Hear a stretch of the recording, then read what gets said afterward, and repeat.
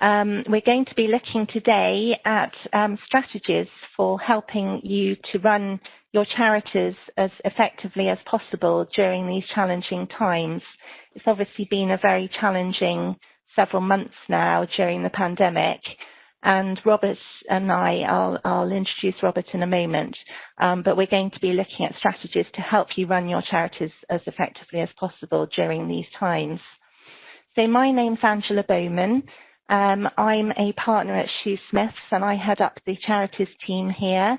I specialise in contested legacy work for charities, so bringing and defending claims against estates on behalf of charities, otherwise known as will disputes really. But we act for a large number of the country's leading national charities, as well as smaller and local charities in connection with contested legacy work. I'm delighted to introduce you to Robert Nieri, who joins us today. Robert's our charity governance specialist, dealing with all aspects of charity law and governance. Robert advises charity trustees on their obligations and responsibilities. He also advises charities on their relationships with other charities and with other organisations. And he liaises with the Charity Commission on all aspects relating to charity governance, compliance and regulation. So, Robert, would you like to say hello? Good morning, everybody. Right, so the format of today's webinar, I'm going to be asking Robert a series of questions looking at key responsibilities and powers of charity trustees, looking at some governance issues that commonly arise in practice, and also outlining some strategies to help your charities to run your charities as effectively as possible during these times. We're going to bring in a couple of straw polls because we'd really like to get your feedback on the governance issues facing your charities, and also what are the most what are the biggest challenges that you're facing during this pandemic. We'd really like to know about that so that we can structure future training to help you as effectively as possible. Robert and I will spend about 15 minutes addressing all of those issues that I've just mentioned, and then we'll have about 15 minutes at the end to address questions. So please do feel free to ask any questions during the webinar via that Q&A function in the bottom right-hand corner of your screens. We'll address as many as we can towards the end. We have had quite a lot of questions coming in already, which is great. There are over 200 of you on today's webinar, so we probably won't get the chance to address all of the questions. But don't worry, we will address all of them via a takeaway document that will be circulating shortly after the webinar within a few days of today. We'll also be sending a link to the recording of today's webinar to all of the delegates who are attending today.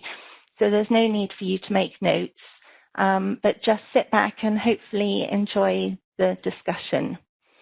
So Robert, let's begin. Okay. So obviously this has been a very challenging time for charities over the last several months. We've seen headlines about some charities having to close, other charities having to make mass redundancies, which is obviously very sad, a very difficult time for charities. Why does good governance matter in particular at a time like this, Robert? I'd say for two reasons. I think the first reason is that in these times, it's really, really important to promote good decision making. So back in August, a survey caught my eye by the Institute for Voluntary Action Research, which was called Between a Rock and a Hard Place, which was, I think, in August. And it had three main findings. The first one was that people working within charities were really, really struggling, feeling under stress and pressure because of how they had to provide and support those in need. They themselves are feeling vulnerable and exposed. So there's a real issue within charities. How do we safeguard our own people? But then it's just the whole nature of the uncharted waters we're in at the moment, where we don't know what the next 3, 6, 9 months are going to bring us, where people are having to plan on a contingency basis on various scenarios.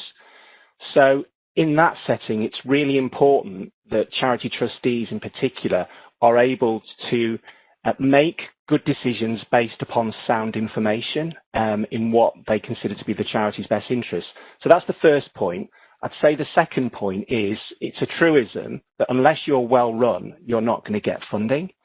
And that has come out and been echoed in the last week or so. First, by Danny Kruger MP, who was charged by the Prime Minister to provide a set of recommendations as to how we could sustain this spirit of community, of neighbourliness, and really build this voluntary community social enterprise sector, keep up the momentum that was seen in the first months of lockdown. So Mr. Kruger reported just a couple of weeks ago, made a series of recommendations, which are great recommendations. I think the proof of the pudding is in the eating. Will they actually be implemented by government?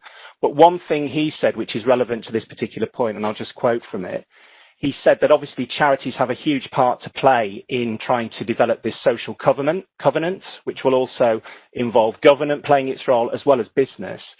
And he said that the responsibility of charities under the social covenant is to deal high standards of professionalism, accountability, collaboration and transparency.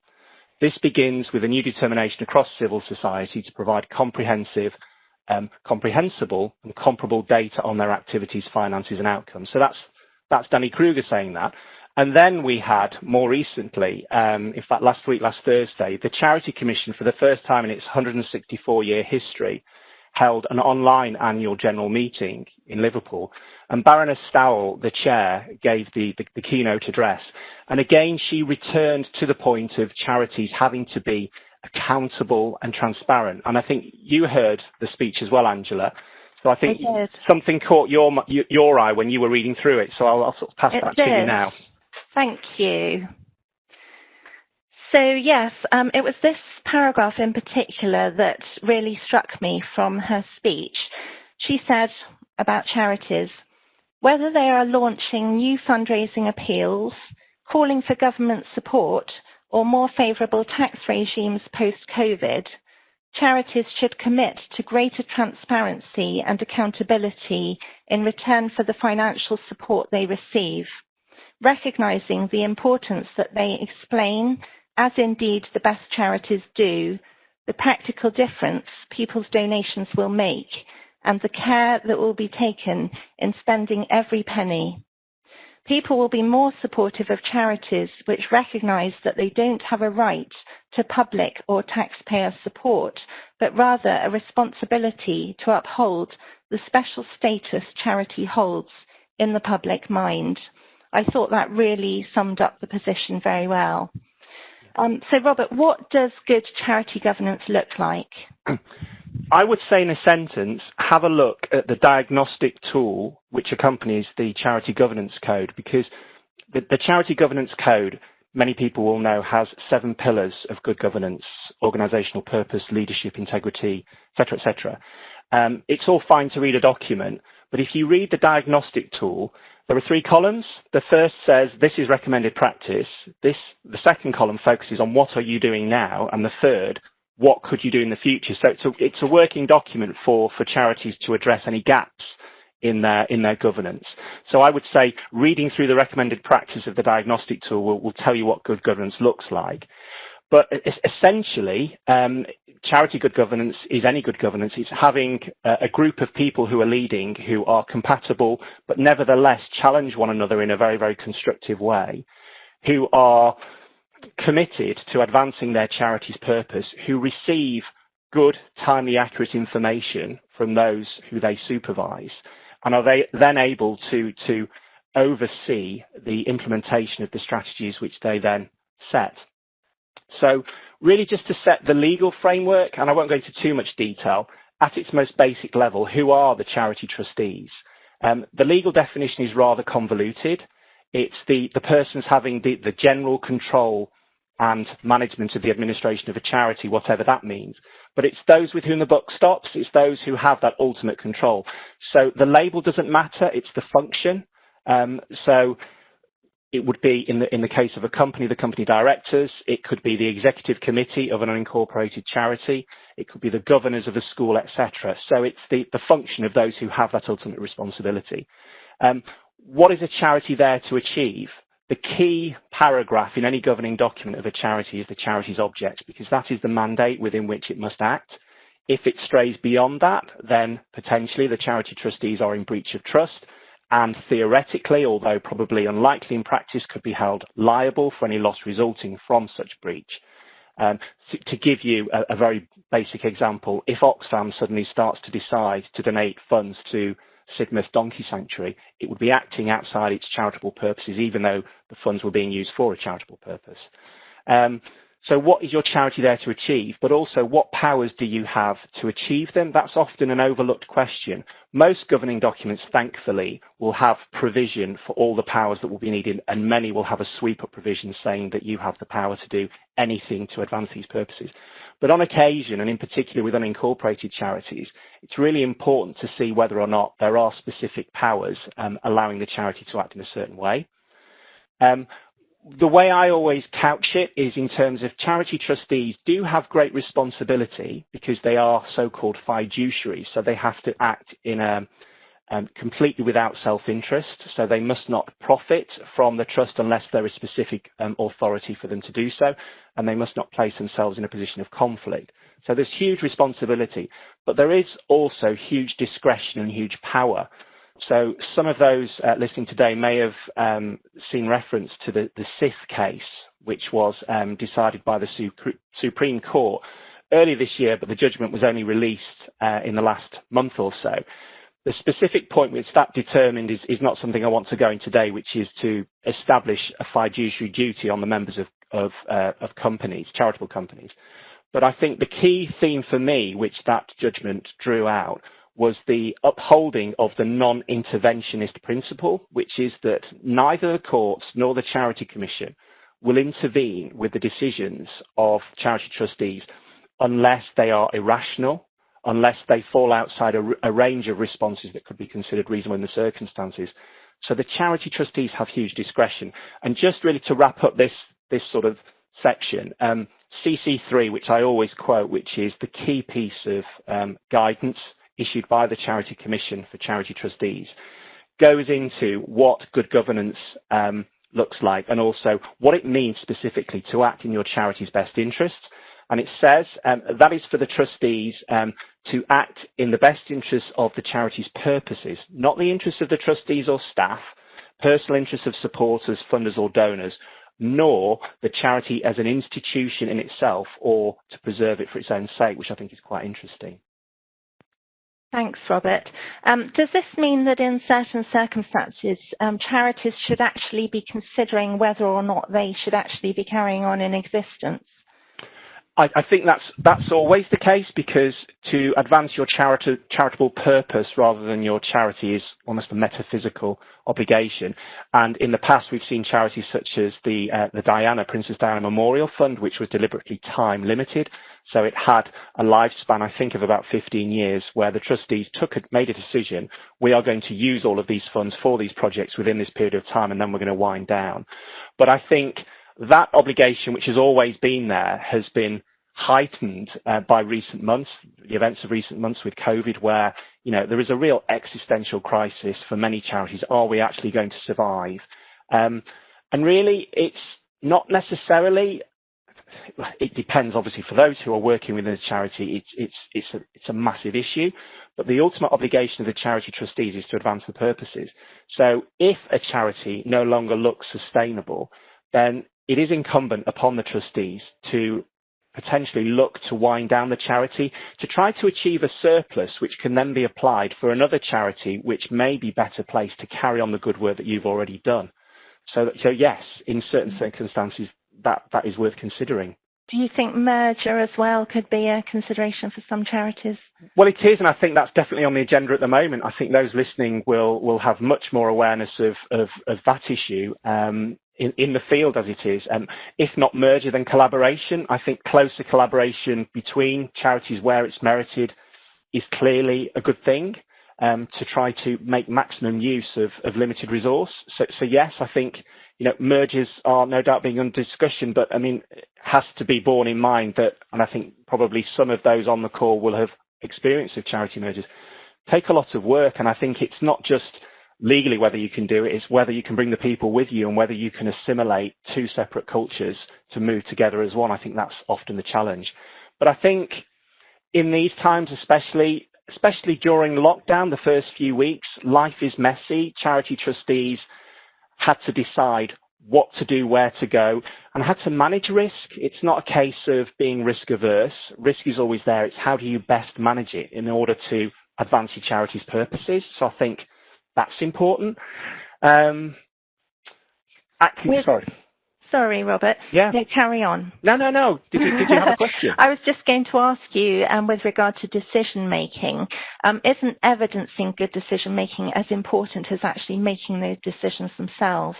Yeah, absolutely. And I suppose just to take that in stages, the actual decision making of how charity trustees are to act. Well, they have to act within their powers. They have to take account of all relevant factors, disregard irrelevant factors. And I think it's also important to bear in mind that charity trustees should be acting collectively. There's no room for cabals of one or two trustees outside the boardroom reaching decisions and then presenting them as a fait accompli during the meeting. It's important for everybody to have their say. I've been in various board meetings where one or two people have just sat there smiling for an hour and a half, drunk the coffee, had the sandwiches, and then walked off. And I'm thinking, well, what have you brought to the party? It's really important that you bring your different perspectives and your own particular view. And that's not to say that charity trustees have to agree everything unanimously. Usually things won't go to a vote. If they do, then usually within the governing document, it will say we need to decide this by majority vote. And there may often be quite challenging, constructive debate, which I think is a healthy thing. And I think it's right that, people do come up with dissenting opinions. And if people do not agree with the decisions of the majority, they can, as a last resort, ask for those to be minuted. But nevertheless, once a decision has been taken by the board, outside of the boardroom, everybody is obliged to maintain the party line because it's been taken accordingly. But just coming back to your point, the trustees make their decisions. It's really, really key that they actually properly document those, because we've seen various instances of charities who have reached decisions. Issues have arisen. The Charity Commission as regulator has come calling and said, well, why did you make this decision? What was your reasoning? And without having that documented, you've got much less of a chance of being able to convince the Charity Commission that what you've done is within that reasonable range of responses that were available to you. So one particular case, which I think, just to illustrate this point before we move on, often when you see alerts from the Charity Commission on its website about inquiries being opened or about compliance cases, it's normally a bad thing. It's normally that the Commission has found that the charity concerned has not acted properly. But there's one example I've seen so far, and it happened earlier this year, which was in the case of St Margaret's Somerset Hospice. And they had decided after consultation that they wanted to close their inpatient unit in Yeovil. They knew that was going to be hugely controversial to the local community. So first of all, they self-reported to the Charity Commission to say, there's a serious risk that this will impact upon our reputation.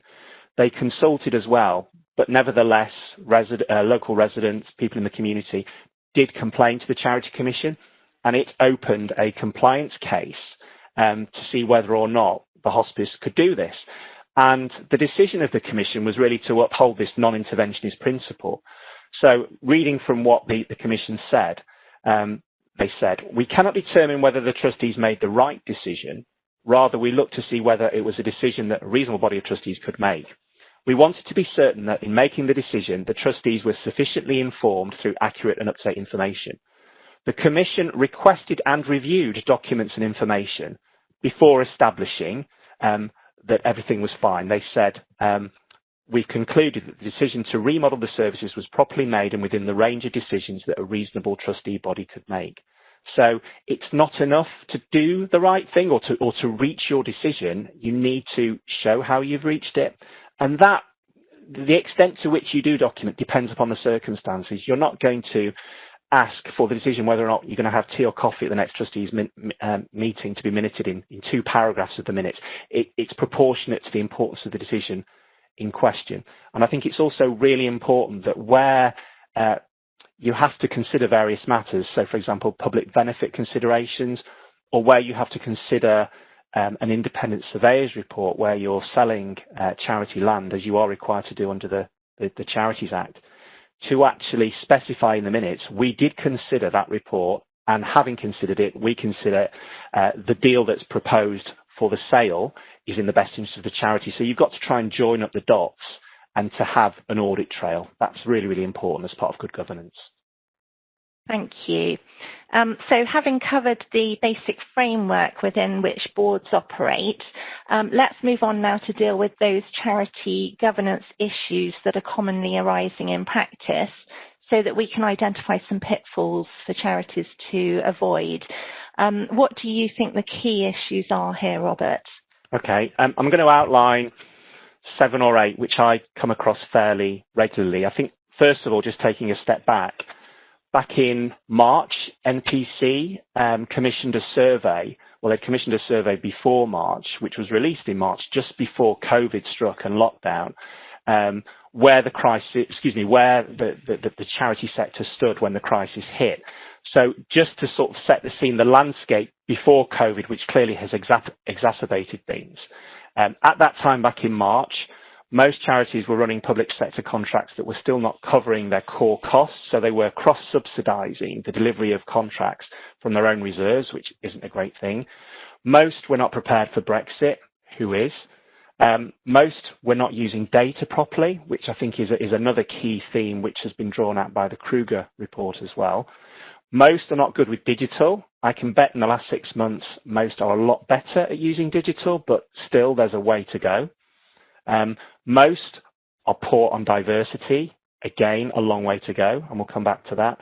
And not much board discussion about strategy. I think we've all heard of trustee meetings where papers are sent out well in advance, but nevertheless, much of the vital meeting time is taken up with operational matters. I mean, obviously, the trustees need to be kept informed about what's happening, but not to the detriment of being able to engage in some blue sky thinking, strategic leadership of where the charity is going. I suspect there's been a lot more of that, especially from March onwards.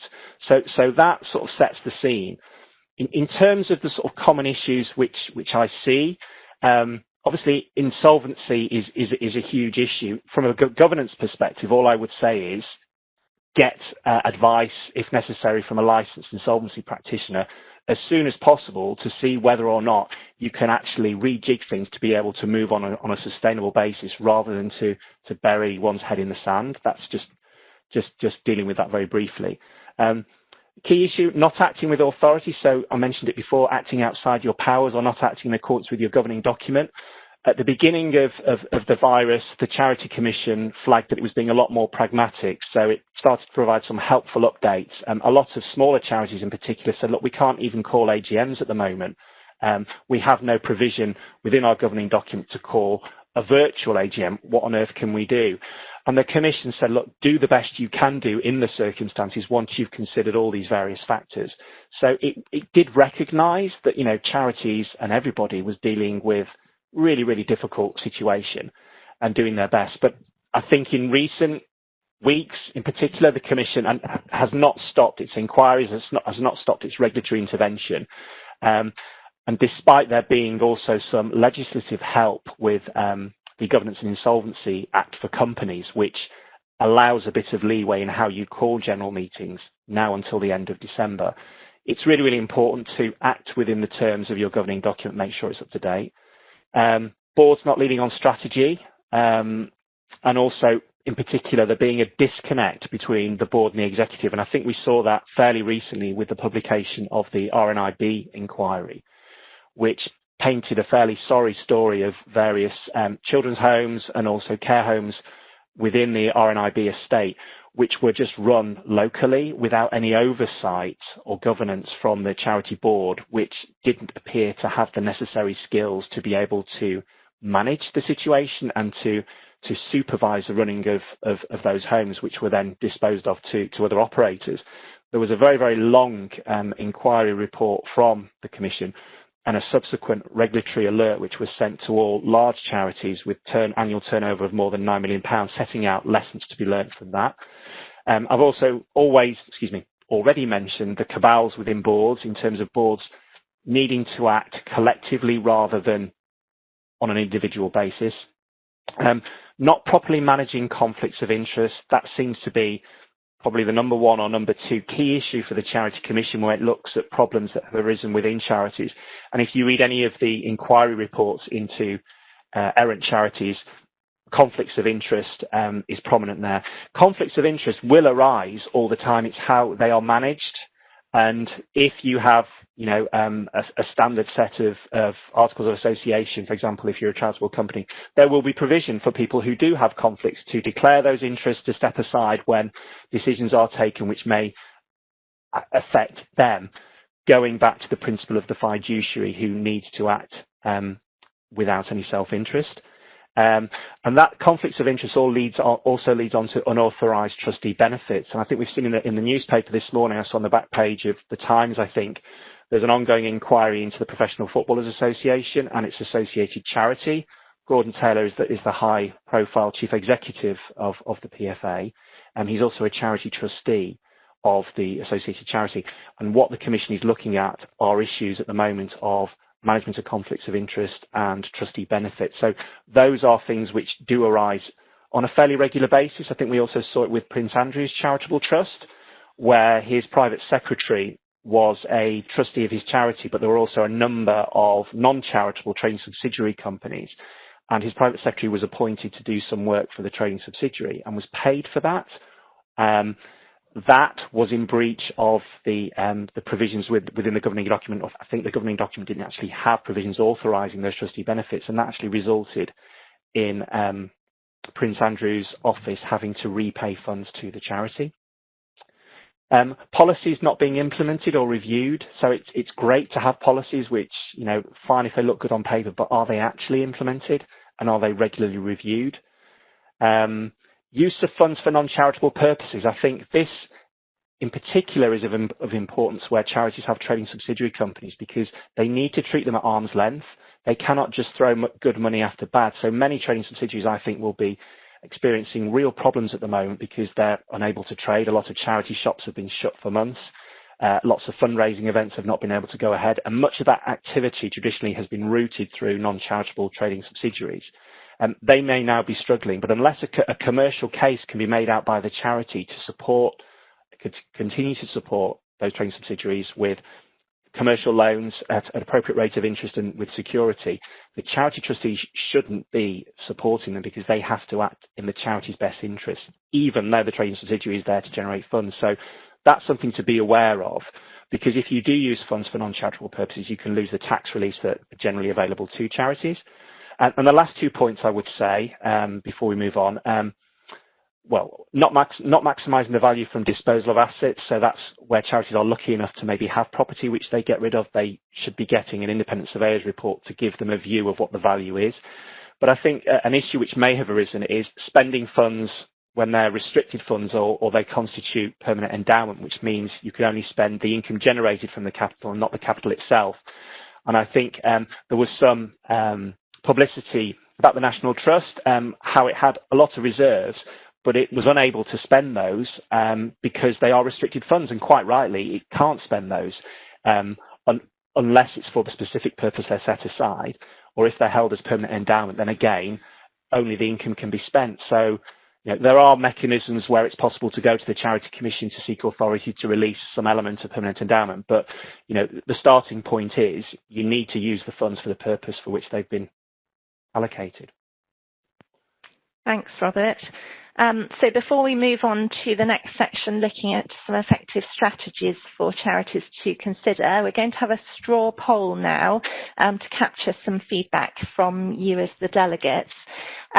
So we want to really know what are the key issues affecting your charities. So Sonal, do we have that straw poll that you could bring up for us? Right. Sonal's very kindly from our BD team acting in the background and controlling slides and doing a great job. So she's just going to bring up that poll. And then what we'd really like to know is what are the key challenges that have faced your charities so far? What would you say is the number one? Well, yeah, I mean, if I can just sort of butt in there, Angela, just quickly, just to say, these are the choices which we're going to give you. So which of the following is of most relevant to your charity? Board, as you can see them there, board not leading on strategy or oversight of the executive, failure to manage conflicts, insufficient evidence in decisions, not implementing policies, or none of the above. So some of the points that I was mentioning. Yeah. Right. So then in a moment, we'll ask you all to vote. You'll have about a minute to vote. And yeah, you could vote on which of the following is of most relevance to your charity. And then this will help us, to capture feedback, and then we can sort of lead that into future training. And also, it will just generally be of interest to see what issues your charities are facing at the moment. Just a note at the bottom, your answers may be recorded. We will, as we said at the beginning, be sending a link to the recording of this webinar to you at the end. Within a few days of the webinar with key takeaway points. Right, so this should bring up the results in a moment.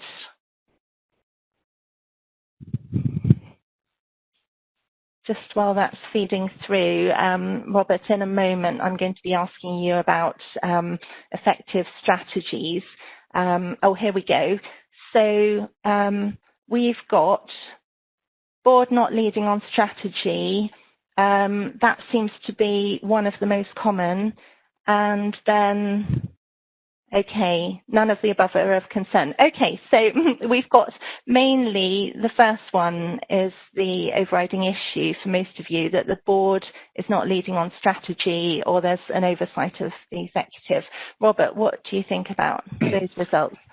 Yeah, that's a common refrain, I think, from members of an executive within a charity, that they don't get the necessary steer that they maybe require from the trustees. I think sometimes there is a real gap between what trustees do and what is expected of them under the law, which is to lead on strategy and to supervise, challenge and support those who are dealing with day-to-day operations.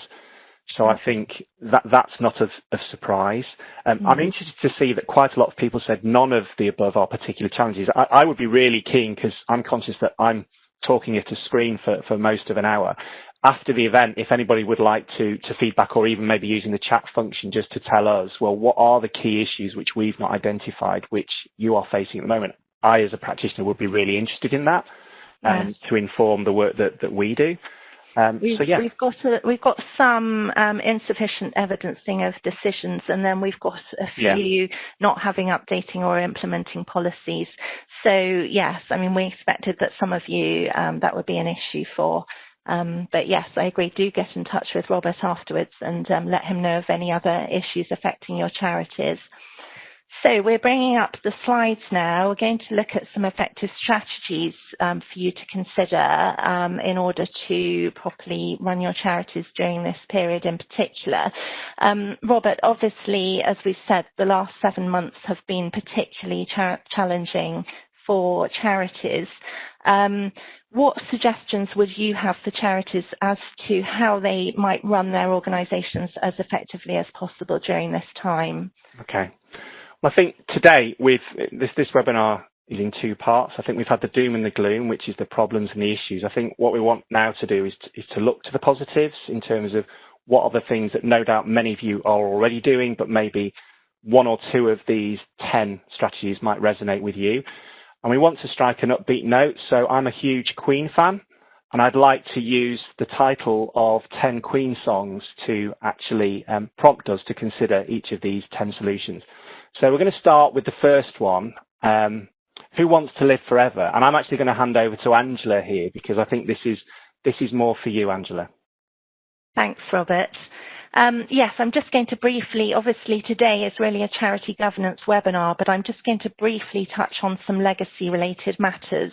How can you maximise legacies in these challenging times? And also how might you go about reducing the risk of claims against estates in which you benefit at a later stage? So one thing, I mean, it sounds obvious, but I would be encouraging your supporters to give now. I think you need to be making your supporters aware of the fact that this is a very challenging time for your charity financially, and supporters may well feel that they can make lifetime donations to your charity rather than waiting until they pass away and you then receiving a gift under their will. Can they actually be making lifetime gifts to your charities while they're still alive? So, that's the first key point. Secondly, interim distributions.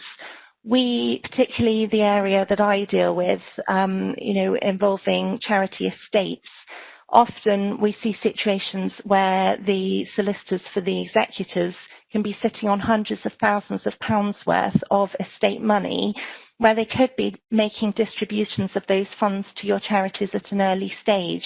There might be a claim against the estate, but that doesn't mean that interim distributions can't necessarily be made, sometimes of several hundred thousands of pounds, which could really help your charities at a time like this. So I would be asking the executors at an early stage if they can make some interim distributions to your charities. I would also advocate the use of mediation where there is a dispute where your charity benefits under a will and there's a contested legacy. Then we find that mediations are very effective in helping to unlock contested legacy disputes. So where you've got a contested legacy or you benefit from the residue of the estate and there's a claim against the estate, then again, I would be suggesting a mediation of the claim at an early stage. And a party who unreasonably refuses to mediate faces sometimes severe cost penalties. So it's in all parties' interest to consider mediation at an early stage.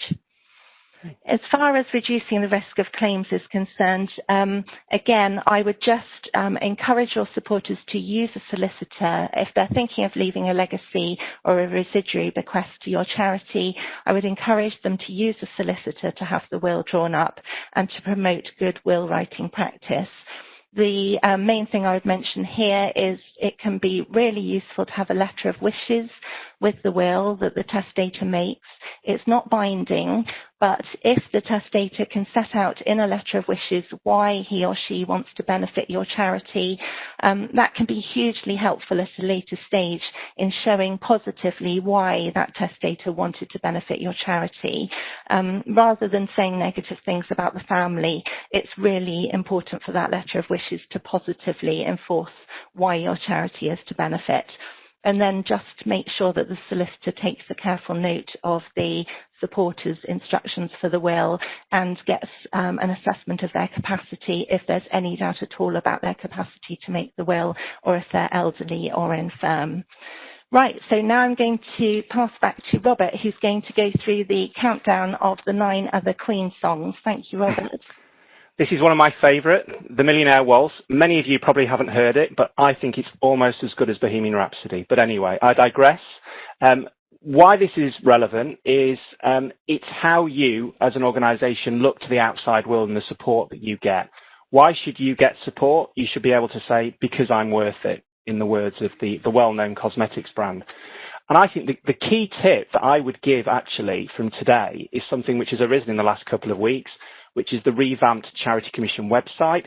I would suggest maybe one of the first things you do after we finish this webinar, unless you're going to reach for the paracetamol and a glass of water, have a look at the entry of your charity on the Charity Commission website, because you will see how you are perceived by the public. It's almost like walking abstract-mindedly down the high street, looking in a shop window and seeing your reflection. Until a few weeks ago, there was fairly limited information on the register about each charity, but now there's a lot more. So, for example, in the past, if you were late in filing your accounts and your trustees' annual report, if you were late in 2 of the last 5 years, you would suddenly get the text in red to show that you were a double defaulter and therefore perhaps not worthy of support. But now people will be able to see, well, what policies do you have in place? So if you are, a child charity and you haven't got a safeguarding policy in place, it's an extreme example. Questions would be asked. How long have your trustees been in place? So it'll actually say when your charity trustees began, and if they were all appointed in 1980, potentially there are issues there about succession and new blood, diversity, etc. And also, if any of your trustees are trustees of other charities, it will say if those other charities have been late in their filing obligations, which is tarring you with the same brush. So we're all living in a glass house at the moment, and we can't really throw stones. I would suggest you look at that, see how you're perceived, and that may even give you a prompt as to what you may need to do to plug any glaring gaps in your governance. Second point, produce evidence of your outcomes and impact. Again, coming back to the Kruger report, I'm just going to quote again from an extract because he's very, very big on the data. As part of its deal, I've actually mentioned that. Government should insist that charities benefiting from public funding or tax relief should publish coherent and comparable data on their activities and outcomes. Good data will boost the confidence and retain the loyalty of private funders and therefore increase the volume of philanthropy which is committed to civil society. And on that point, I think many of you will have realised that many people who are giving, who are philanthropists, are not giving away inherited wealth, but are giving away money they've made during their lifetimes as successful business people. And a lot of those are looking at measuring the outcomes which charities they might support would be able to provide and ensuring that their gifts are outcomes focused and that they're cost effective. So evidencing your outcomes and impact is critical. I've mentioned following the Charity Governance Code. Again, that diagnostic tool. There are 7 principles. You may be brilliant with all 7, or there may be 1 or 2 where more work could be done. So I'd suggest maybe as a conscious decision, work on those 1 or 2 over the coming year or so. Diversity is a key one, for example. Show how you embed best practice. So in your trustees annual report, which is a great opportunity to showcase the work you do as well as to demonstrate compliance, show that you are implementing and adhering to the Charity Governance Code. Policing your policing I've already dealt with. Considering how COVID has affected donor behaviour, so I read some statistics, I think I've got them here somewhere, saying that Generation Z has been donations from Generation Z have gone up about 80% over COVID. So people are passionate about causes that resonate with them. People are passionate about local causes, and people tending to donate, at least initially, on a one-off basis rather than setting up direct debits. I mean, we saw that with Colonel Tom, Captain Tom, and I'll come on to that. It's about really enthusing people to support you. And coming back to the trustees' annual report, make sure you have a fully compliant annual report. So a couple of weeks ago, the Charity Commission, was it the Commission? No, it was the fundraising regulator who carried out a survey of about 10% of those charities which are registered with that regulator. And about 80% were not fully complying with the reporting statements you're supposed to make into your annual report if you're a charity of over £1 million turnover about fundraising. So do you follow a fundraising code of practice? Have you had complaints against you because of your fundraising? Do you use external fundraisers? And I actually had cause to speak with a fairly large disability charity looking at their most recent annual report. There was one particular element which is reporting on how you protect vulnerable people from abusive or unacceptable fundraising practice. There is no doubt that that charity is complying and is not engaging in such practice, but there wasn't a one-line statement to say, we don't do this, and this is how we ensure that this won't happen within our organisation. And similarly, just to go a bit further than is required by the law, rather than just saying these are the number of complaints we had, or even that these have been addressed, how about these are lessons that we have learnt from them, just to show your, paint the picture of what you are doing to show your worth. The next one is not a very well-known Queen song, but a very, very good one nevertheless, which is Misfire. And what I'm talking about here is about learning from mistakes. I think it's really important. We all hate making mistakes. I think as lawyers, we're almost hardwired not to be absolutely scared of making mistakes because we can't or we shouldn't be, but it's important to learn from it. And the Commission is very, very clear that things do go wrong within charities, but nevertheless, it's all about learning from them. And Baroness Stowell actually said that in her speech last week. She used the word as well. She said charity and the charity sector needs to show much more humility. I don't think that goes for absolutely everybody. I think there have just been one or two instances which have been high profile in recent years, which have coloured the view of the general public. What she said was, I believe charities need to tell people that they understand and respect that they have expectations in return for their support, and they need to signal now that they haven't always done this as well as they might in the past, and this is going to change. And just to give, I think, a really good example, the British Council owns up to its mistakes and shows in its annual report not only the good work it's doing, but how it's striving to do even better in the future. So they have a page in their annual report from 2018-19, customer satisfaction. Although customer satisfaction net promoter scores are high, there's been a minor drop compared to the previous year. We are analysing customer feedback and conducting research to find out where we might not be meeting expectations. For example, improving payment and refund processes. We're looking to improve test day experiences for our exam customers, providing more support to enable customers to prepare for tests. So it's all about the ongoing journey that we're trying our best. We're doing really good work, but we acknowledge that we could do even better. Part and parcel of that is serious incident reporting, which has come more to the fore in recent years. The Commission is very, very keen that where charity trustees perceive there is a risk of serious adverse impact upon its reputation or upon its assets or upon those with whom it works, it's important for the trustees or for those authorised on their behalf to report to the Commission online to set out exactly what's gone wrong, but as importantly, to show the Commission this is a solution that we have. So this is a problem, but we are addressing it. You should have no concerns that we are unable to manage the situation. Please allow us to continue because, as you know, we have this discretion afforded to us.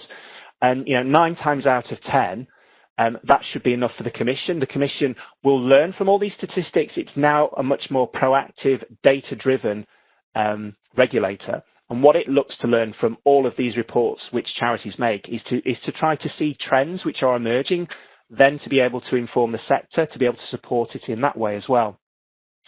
Similarly, the Commission encourages people to whistleblow about issues within charities.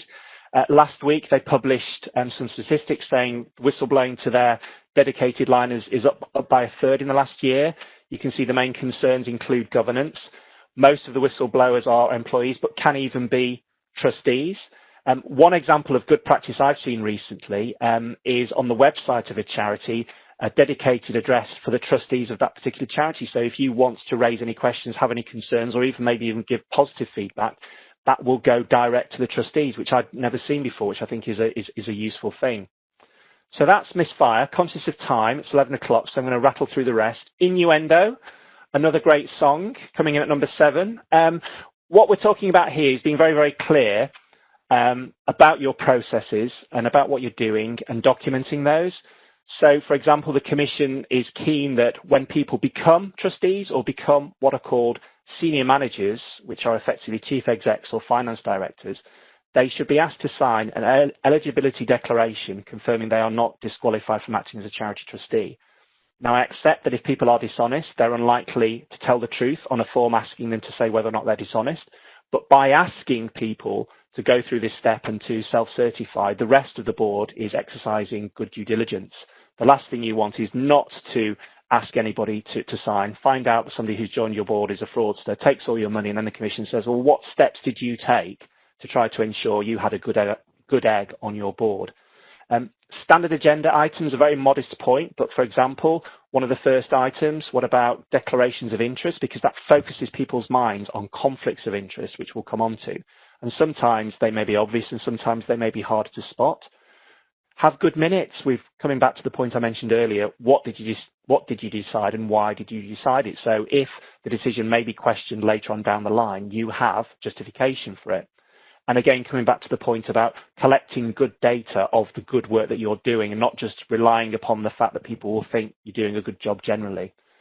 That's number 7. Number 6, spread your wings. Organisational purpose, focus upon your charitable objects. And I think this is what a lot of charities have been doing in particular since lockdown, since March onwards. What can you do within the constraints of your existing objects? It is possible to seek to amend your objects. It's much easier for charitable companies to do so with permission from the Commission. But can you reframe what your objects are to the greater good? Taking the example of a non-charity, which is, an employee-owned business, John Lewis, under Sharon White. I read a really interesting interview with her in one of the Sunday papers a few months ago. John Lewis is radically rethinking what it's there to do. So first to go is the slogan, never knowingly undersold, which is an impossible commitment in the online age where sales are now going online. Also, they're focusing much more on, what are they about? And they're largely about home. So what they're focusing on home products, they're focusing on actually entering into discussions with property developers for supported shared accommodation at social housing above their stores, and then looking at products where they're actually, rather than selling furniture to maybe young tenants in those properties, to actually rent them out to those people. And they're looking at getting more of the people who go to Waitrose to come into John Lewis, because at the moment, I think it's only a small proportion of Waitrose shoppers going to John Lewis. So they're radically rethinking. There's some really difficult decisions being made. Some big stores are being closed. I think the one in Birmingham.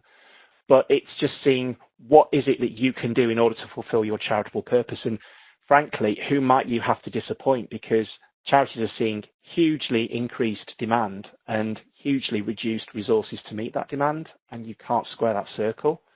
Can you generate more income by pursuing your charitable objects in a different way? So, for example, if you are a disability charity championing the rights of disabled people, is there a way that you can tap into this new corporate responsibility of business looking to promote inclusivity and diversity, go in and train their staff on how they can become a more inclusive and diverse workplace for money, provided the private benefit accruing to the business is incidental, which I think it probably would be.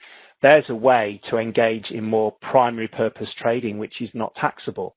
If that's not possible, then use the skills that you have to generate incomes in other ways. So I think the Samaritans are a great example of this, where their job is to listen very, very carefully to people.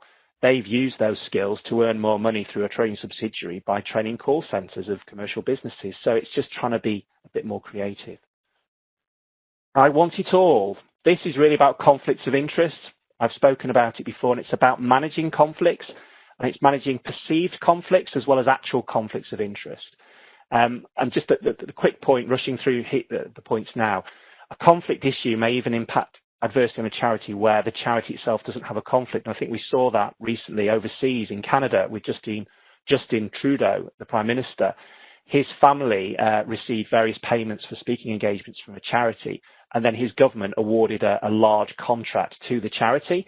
That's resulted in a bit of a scandal. Looking at it from the charity's perspective, I'm not quite sure there is a strict conflict of interest for it, but it's been caught up in this scandal, and maybe with a bit of foresight, why would we want to actually give any opportunities to members of the family of the Prime Minister in the event that we were then to tender for work? You've just got to try and think very, very carefully about how you are perceived.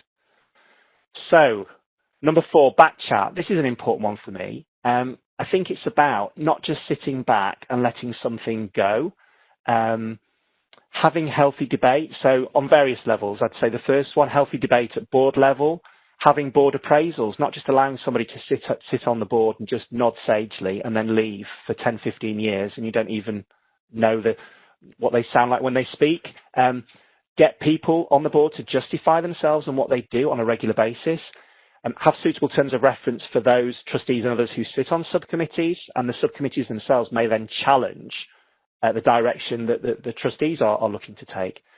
Working with senior management and monitoring performance, really important and really difficult, maybe in practice, to strike the balance between support and challenge of staff, but nevertheless necessary for trustees to ask really pertinent questions. The trustees of Kids Company didn't ask hard questions of the chief executive, but just allowed her to carry on with her strategy, which was her strategy rather than that of the board.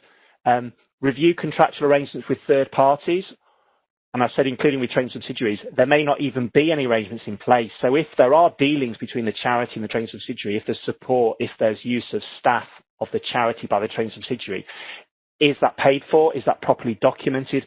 Are there licenses of the intellectual property which have come from the charity to the training subsidiary?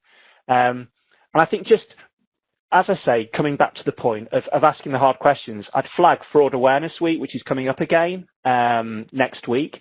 Last year, the Charity Commission carried out 2 national surveys into cybercrime and charity fraud. And it was really, really interesting because sort of the key message was a lot of charities thought they were good at fraud prevention, but in the event, they're not. And I think there needs to be much more buy-in into a culture of charity where people aren't afraid to call things out and to stand up and say, I'm Spartacus, no, I'm Spartacus, just to quote from an old Hollywood movie and show my age. That's 4. 3 is you and I. Board effectiveness and diversity. It's critical. I've got a really good book on my shelf here. Matthew Said, who is the Times columnist. It's called Rebel Ideas, and it's about the importance of diversity, not just because it's the right thing from a moral perspective, but also from a commercial perspective, because the more diverse views you've got, the better information you gather and the better decisions that you make. Trustee skills audit, people talk about it. Is it actually happening? Again, we've got Trustees Week coming up in November. There'll be loads of resources available for that, so maybe sign up for that. I'm just going to deal quickly with onboarding, tenure, transitioning and removal. So, ensure that your trustees are properly inducted onto the board, give them a governing document, give them CC3 and make them read it, maybe even test them on it at their first trustees meeting. Tenure is important. It is important not to throw the baby out with the bathwater. So if there are really good trustees who should stay on board, maybe have the discretion in your governing document to extend the tenure, but is it really necessary for people to stay on the board for 10, 15, 20 years? Can you not bring fresh blood in? Transitioning, which is using people who are clearly committed to your organisation, would they be better in other roles rather than as trustees? So, for example, could they be patrons or ambassadors? Could they sit on subcommittees? And removal, I think it is important that you look at your governing document. Is there a provision that says the trustees, the other trustees acting in the best interest of the charity, consider it's best for this trustee to resign? Many won't, but sometimes that may be the only provision that you could use to actually get rid of an underperforming trustee, because many of the usual provisions would be become of unsound mind, become disqualified as a director, which may never happen. Making a positive effort to remove or prevent obstacles to people being trustees. So virtual trustee meetings, there is less of an excuse now not to have women, working mothers, younger people participate in board meetings outside of work hours because of the more flexible working environment we now have. Moving quickly on, one vision. And again, it's really all about the board leading by leadership. Again, one of the pillars of the Charity Governance Code is leadership. Have a look at that in terms of recommended best practice, what you're doing now and what you could possibly do in the future. And then the final one, I think, is we are the champions, which is a bit obvious. And the reason I say that is because I think it's all about resilience. And what I wanted to do to end the talk before we go on to the final straw poll was just to end with the words not of Danny Kruger or Baroness Stowell or even of Shoesmith, but of the late, great Freddie Mercury, as you can see. And just quoting from the words of We Are the Champions, I'll just leave you with these. And bad mistakes, I've made a few. I've had my share of sand kicked in my face, but I've come through. It's been no bed of roses, no pleasure cruise. I consider it a challenge before the whole human race, and I ain't going to lose. So on that note, ladies and gentlemen, I'd like to hand over from Freddie and now pass on to our straw poll, and thank you for your attention. Thank you, Freddie. That was excellent. So if you'd just like to vote on the last straw poll, so we've got a few questions there. Which of the following would most help your charity?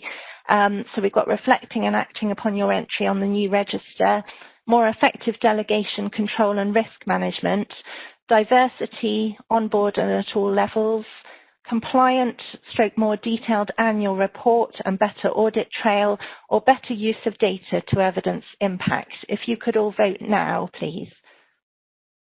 Right, so let's see what we've got in terms of those results. Those should come up in a moment.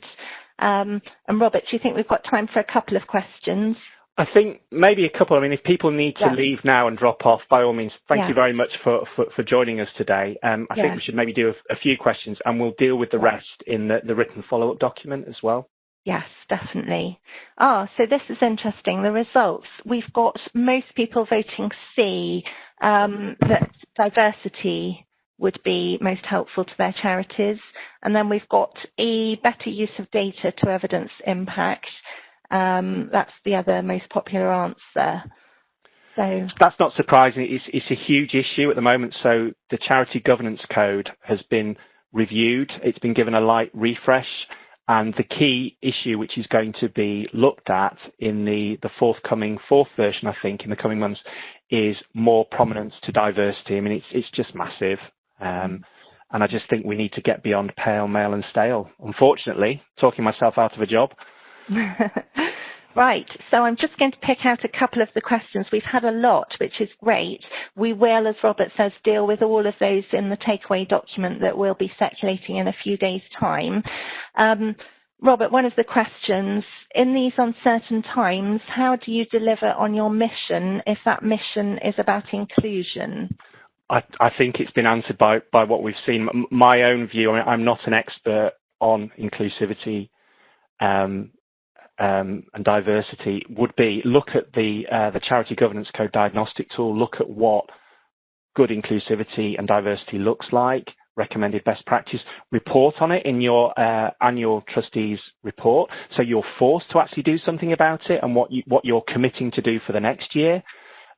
Put down what you're doing at the moment and try to introduce some steps, just the small things about, for example, it's very, very common for charity trustees not to actually take expenses for attending trustee meetings because people don't want to do that.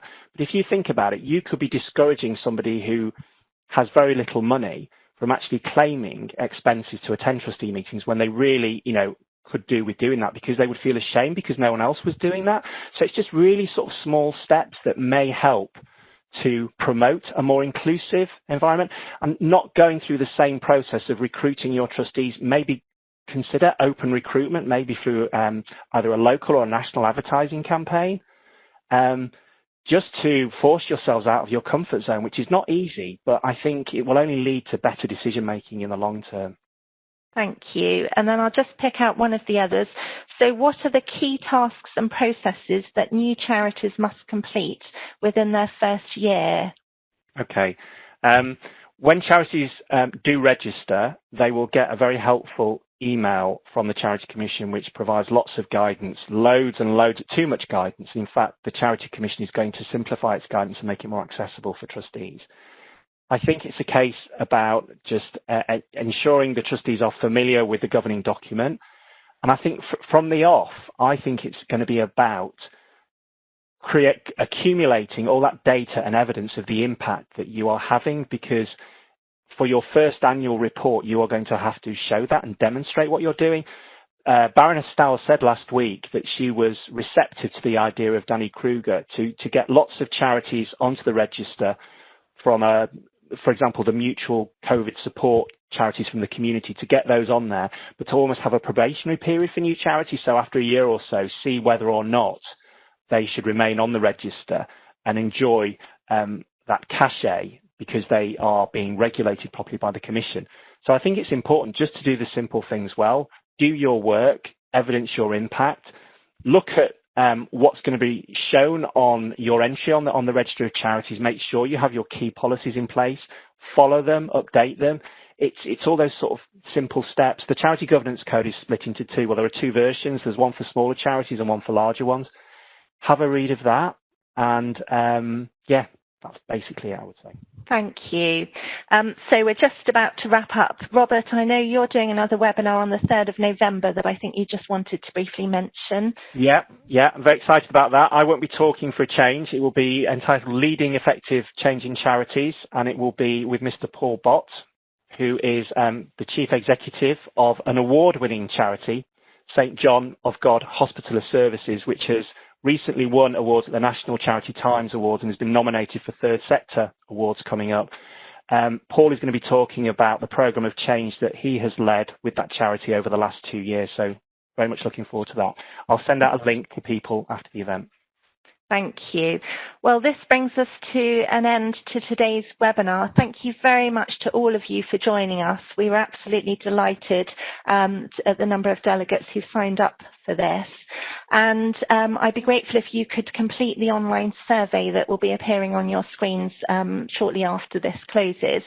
Our contact details are on the screen now. Please do feel free to contact either myself or Robert with any further questions that you might have.